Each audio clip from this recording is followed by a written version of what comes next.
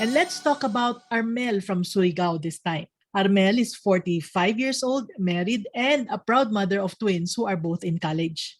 Armel used to be an elementary school teacher, but she had to resign due to complications of diabetes, which resulted in the loss of one of her legs. Now, because of this, her husband, who is also a teacher, decided to work abroad. And even with her husband working abroad, they were still struggling financially. And thinking of ways to help with the finances, Armel decided to start a business.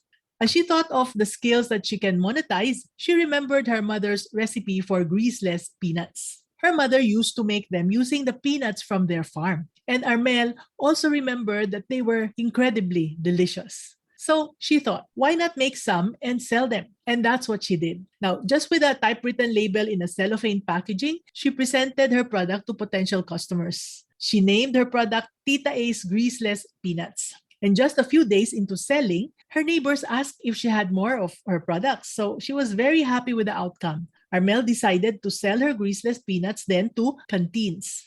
Soon, word spread about the mouth-watering flavor of her greaseless peanuts, and people started buying them regularly. Awesome, isn't it? Thankfully, her daughters were always there to help whenever they were free. However, as her business grew, she encountered a setback.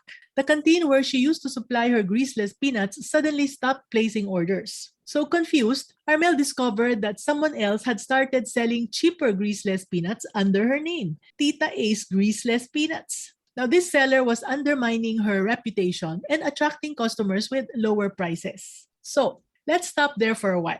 Shamelessly copying other people's products is very common. This is especially true when the product is a bestseller. Now, what do you think Armel could have done to solve this problem? You might say, Mommy N, she needs to do branding. She needs to change the name and logo for her business. Well, to address Armel's problem, it's more than just about branding. Are you in the same situation? Well, don't feel that you are at a dead end, okay? There are steps that you can take to protect your business. Let's explore what you can do.